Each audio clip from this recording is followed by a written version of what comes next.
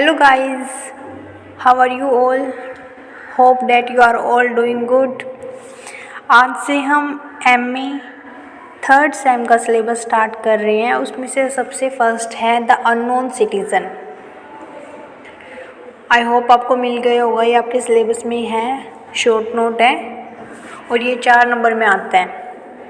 पढ़ते हैं the unknown citizen. The unknown citizen लिखा है WH आर्डर ने।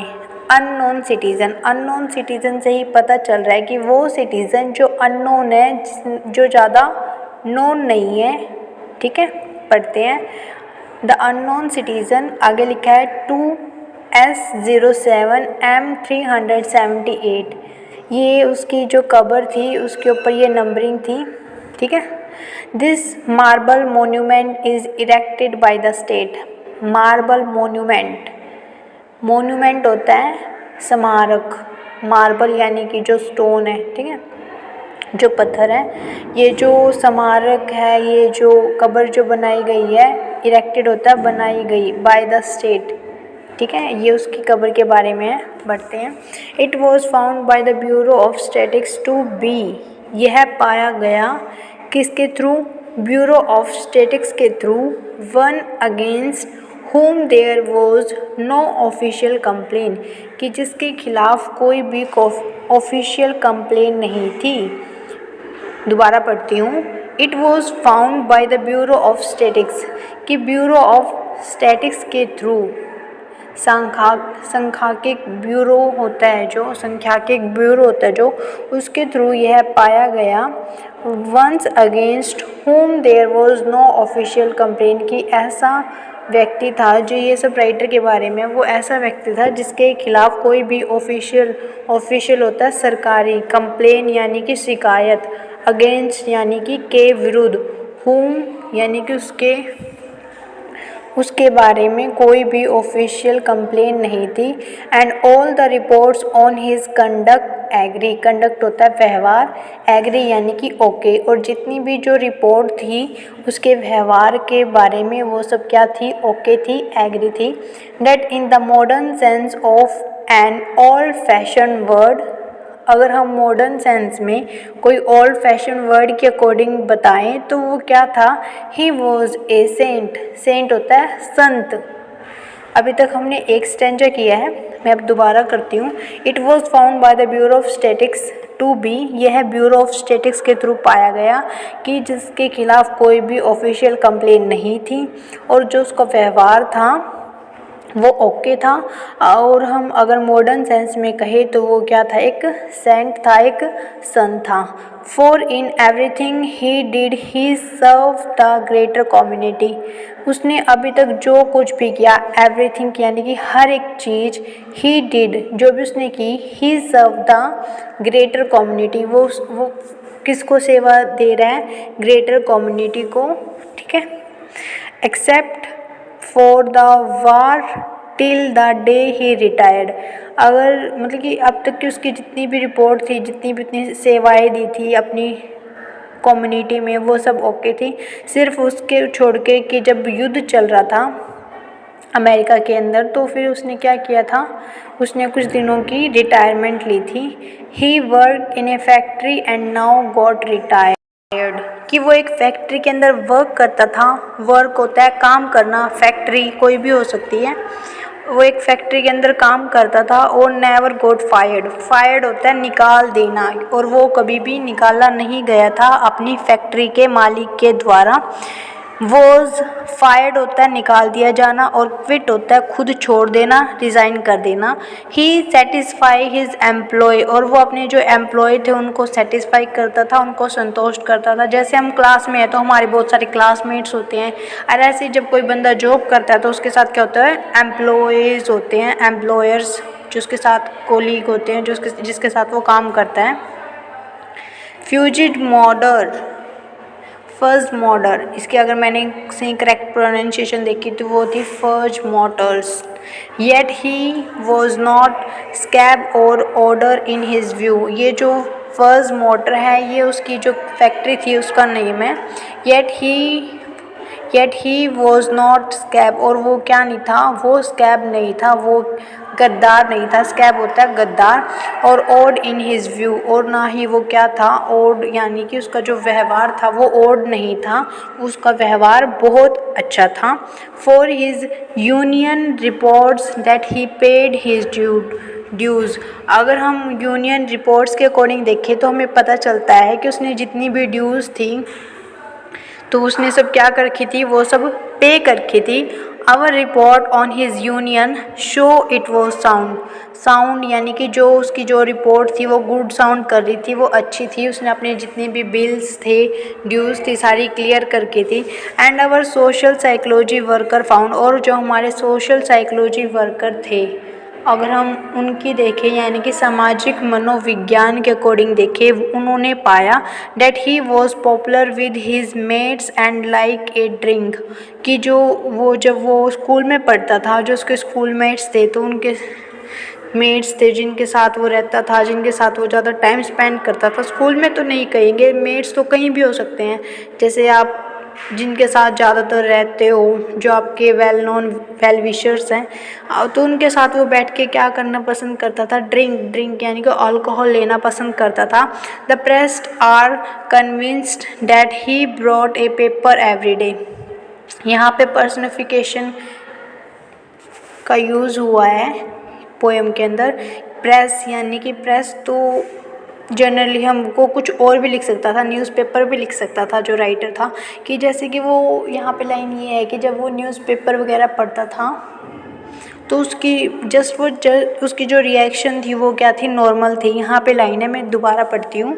The press are convinced that he brought a paper every day and that his reaction to the advertisement were normal in every way, कि जो हर रोज़ वो क्या करता था, newspaper पढ़ता था, न्यूज़ पढ़ता था, मतलब कि कहने का मतलब है, और उसकी जो रिएक्शन थी, जो बाद में वो रिएक्शन देता था, वो सिर्फ ये देखता था एडवर्टीज़मेंट है, एड्स ही एड्स हैं। जैसे न्यूज़पेपर के अंदर आर्टिकल्स नहीं आए होते अलग अलग, किसी स्कूल के अंदर सीट वगैरह निकली होती है, कोई वैकेंसी निकली होती है, या कहीं पे भी कोई जॉब होती है, तो उससे रिलेटेड वो सिर्फ ये देखता था। इसके अंदर सिर्फ एडवर्टीज़मेंट और एडवर्टीज़मेंट ही है और कुछ भी नहीं है, और उसकी जो रिएक्शन थी वो नॉर्मल थी। आई डोंट थिंक आपको इस पैरे में कहीं पे कोई दिक्कत हो, फिर भी मैं एक बार दोबारा पढ़ देती हूँ। For in every thing he did he served the greater community, कि उसने हर एक चीज़ में जो उसकी जो कम्युनिटी थी उसको ग्रेटरली सर्व किया था, सिवाय उसके कि जब वार चल रहे थे, जब युद्ध चल रहे थे अमेरिका के अंदर, तो उसने कुछ दिनों के लिए छुट्टियाँ ले ली थी। वो एक फैक्ट्री के अंदर वर्क करता था जिससे उसे कभी निकाला नहीं गया था, और जो उसके एम्प्लॉय थे उनके साथ उसका जो व्यवहार था वो अच्छा था, वो भी उससे सेटिस्फाई थे। और वो फर्ज मोटर्स फैक्ट्री के अंदर काम करता था। ये इम्पोर्टेंट है, किस फैक्ट्री में काम करता था, ये हमारा जो नेट का एग्ज़ाम है उसके अंदर भी क्वेश्चन पूछा जा सकता है कि W.H. आर्डन कौन सी फैक्ट्री के अंदर काम करते थे। और आगे है कि उसने कभी कोई गद्दारी नहीं की थी, और उसके जो व्यूज़ थे, जो उसका जो व्यवहार था वो भी अच्छा था, बुरा नहीं था। और जितनी भी उसकी ड्यूज़ वगैरह थी उसने सब क्लियर कर रखी थी, उसकी रिपोर्ट सब गुड साउंड करती है। अगर हम सोशल साइकोलॉजी वर्कर्स के अकॉर्डिंग देखें तो वो पाते हैं कि वो अपने जो मेट्स थे उनके साथ बैठ के ड्रिंक करना पसंद करता था, और जो प्रेस यानी कि जो न्यूज़पेपर में जो आर्टिकल्स वगैरह देखता था, एडवर्टीज़मेंट पढ़ता था, उसके प्रति उसकी जो रिएक्शन थी वो नॉर्मल थी हर एक वे में। Politics given out in his name prove that he was fully insured and his health card show he was once in hospital but left it cured. ये कहते हैं कि जो पॉलिसीज़ होती हैं, मतलब कि जब हम इंश्योरेंस पॉलिसी नहीं करा के रखते, अपनी हेल्थ इंश्योरेंस पॉलिसी होती है, बट बहुत कम लोग कराते हैं उसको, जो हमें करानी चाहिए कि इन फ्यूचर अगर हमें कुछ होता है तो उसकी रिस्पॉन्सिबल मतलब कि गवर्नमेंट होगी, तो हमारी फैमिली को थोड़ा मुनाफा होगा। इससे रिलेटेड हेल्थ इंश्योरेंस होती है वो। तो उस टाइम की बात है कि जो उसने जो अपनी पॉलिसीज़ वगैरह करा रखी थी वो क्या थी, इंश्योर्ड थी, यानी कि फुल थी, अच्छे थे उसकी जो। और अगर हम उसका हेल्थ कार्ड देखें तो उससे हमें पता चलता है कि he was once in hospital but left it cure, कि वो उसने एक बार हॉस्पिटल के अंदर विज़िट की थी बट जब वो बहुत ज़्यादा बीमार हुआ था और फिर वो जल्दी ही ठीक हो गया था। Policies taken out in his name, जितनी भी पॉलिसीज़ जो उसके नाम पे थी, प्रूव डैट वो साबित करती हैं ही वॉज फुली इंश्योर्ड, कि वो पूरा इंश्योर्ड था, क्लियर था उसका जितना भी पॉलिसीज़ में जितना भी पैसा देना था उसने सब दे रखा था।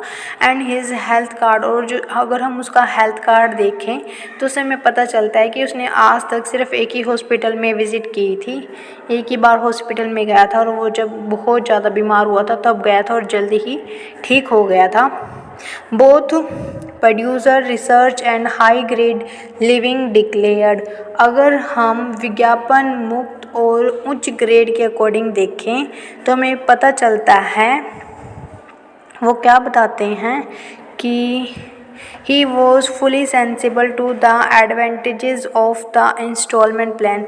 हमें पता चलता है कि वो फुली सेंसिबल होता है समझदार, फुली यानी कि पूरी तरह, तो वो पूरी तरह से समझदार था फ़ायदा उठाने के लिए जितनी भी जो इंस्टॉलमेंट प्लान्स होते हैं उनका उसने बहुत अच्छी तरह फ़ायदा उठाया था। मतलब कि उस टाइम पे जो चीज़ें थी तो लोग इंस्टॉलमेंट के बिहाव पे लेते थे, तो उसको उसने बखूबी फ़ायदा उठाया था।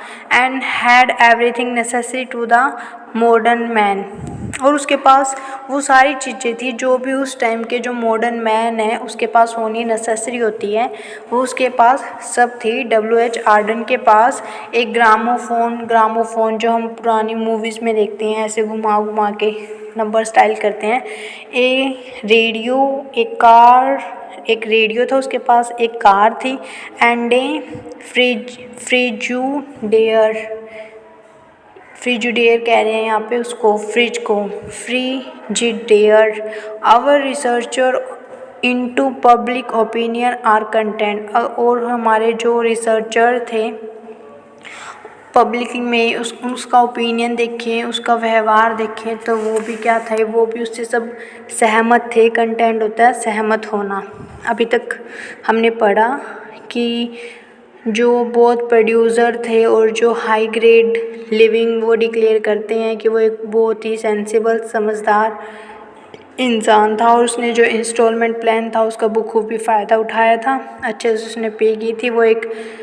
उसके पास वो सारी चीज़ें थी जो एक मॉडर्न मैन के पास होनी चाहिए। टेलीफोन था, रेडियो था, कार थी, फ्रिज था, और जो हमारे रिसर्चर्स थे पब्लिक ओपिनियन में वो सब उससे सहमत थे। That he had the proper opinion for the time of year, when there was peace he was peace, when there was war he went. ये कह रहे हैं कि जब वहाँ पे शांति थी, मतलब कि जब देश के अंदर शांति थी तब वो भी शांत था, वो भी पीसफुली था, लेकिन जब देश के अंदर युद्ध चल रहे थे अमेरिका के अंदर तब वो भी क्या था, उसके अंदर अपना पार्ट दे रहा था। तब उन दिनों उसने छुट्टियां वगैरह नहीं ले ली थी अपने फैक्ट्री से, तो वो बात कह रहे थे कि उसने भी अपना सहयोग दिया था जब युद्ध चल रहे थे। आगे पढ़ते हैं। He was married and added 5 children to the population, कि उसने शादी कर ली। आगे उसकी घरेलू लाइफ के बारे में बता रहे हैं कि उसने शादी कर ली और उसने कंट्रीब्यूशन दिया वर्ल्ड की पॉपुलेशन में। कैसे? उसने 5 बच्चों को जन्म दिया, मतलब कि उसके 5 बच्चे थे। विच आवर एगनिस्ट से he was right number for the parent of his generation. Agonist होते हैं जो सर्वे ब्यूरो होता है, सर्वे जो ब्रांड है उनके अकॉर्डिंग वो बता रहे हैं कि उस टाइम के अकॉर्डिंग 5 बच्चे इनफ थे, मतलब कि जन्म देना अलाउड थे उस टाइम में। आजकल जैसे हमारे यहाँ पे 2 बच्चे करते हैं, 2 भी अभी करते हैं, इन फ्यूचर वो भी 1 हो जाएंगे। जैसे हम अपनी फॉरेन जो लाइफस्टाइल उसको फॉलो कर रहे हैं, उनके रूल्स को फॉलो कर रहे हैं, तो उस बिहाफ पे ऐसे कहा जा सकता है। Then our teachers report that he never interfered with their education. और हमारे टीचर्स की रिपोर्ट के अकॉर्डिंग देखें तो यही पता चलता है कि उसने कभी भी इंटरफेयर नहीं किया एजुकेशन सिस्टम के अंदर, उनके अंदर कभी भी दखल अंदाजी नहीं की। लास्ट की 2 लाइनें हैं जो इम्पोर्टेंट है। वॉज ही फ्री, क्या वो फ्री था, ये क्वेश्चन है। वॉज ही हैप्पी, क्या वो खुश था। द क्वेश्चन इज़ अब्यूज्ड होता है कि ये क्वेश्चन बहुत अजीब है कि क्या वो उस टाइम फ्री था, क्या वो खुश था।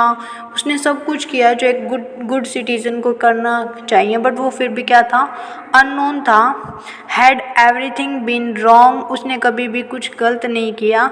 ही शुड सर्टेनली हैव हेयर, और ना ही उसके बारे में कभी कुछ गलत सुनने में आता है। ये हमारी जो पोएम थी ये थी। आई होप आपको समझ में आई होगी। अगर आपको इसकी जो पोएम है इसका जो प्रिंट आउट निकलवाना है तो आप मेरा टेलीग्राम चैनल ज्वाइन कर सकते हो, उसका लिंक डिस्क्रिप्शन बॉक्स में है। And thank you so much for listening me. Have a wonderful day.